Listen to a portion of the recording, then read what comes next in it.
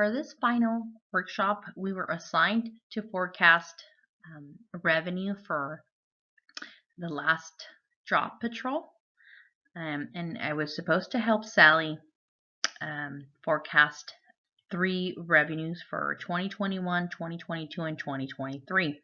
As you see here, I did highlight them in red so that you can tell the difference.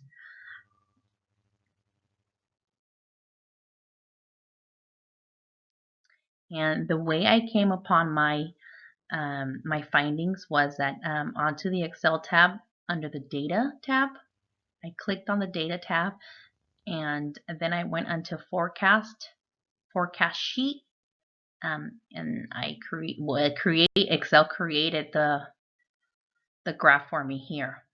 And these 2021, 2022, and 23 is highlighted in orange so that we can see the increase each year.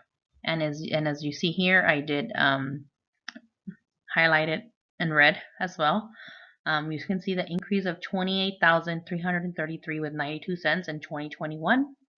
The following year was an increase of $33,058 with 47 cents in 2022.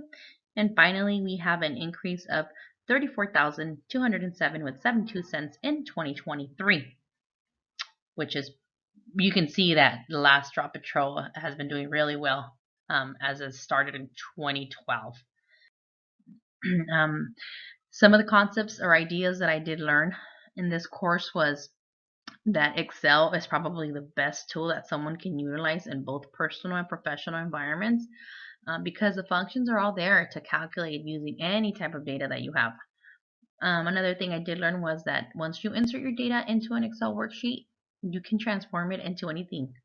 You can do charts, bar graphs, and much more.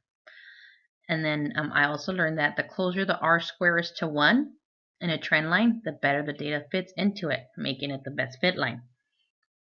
And statistics, predictions, estimations, and forecasting all require some form of algebra, formulas, and functions. But I'm learning that Excel can help and guide you through these steps so that we can receive the best and most effective outcome. That's it. Thanks for watching.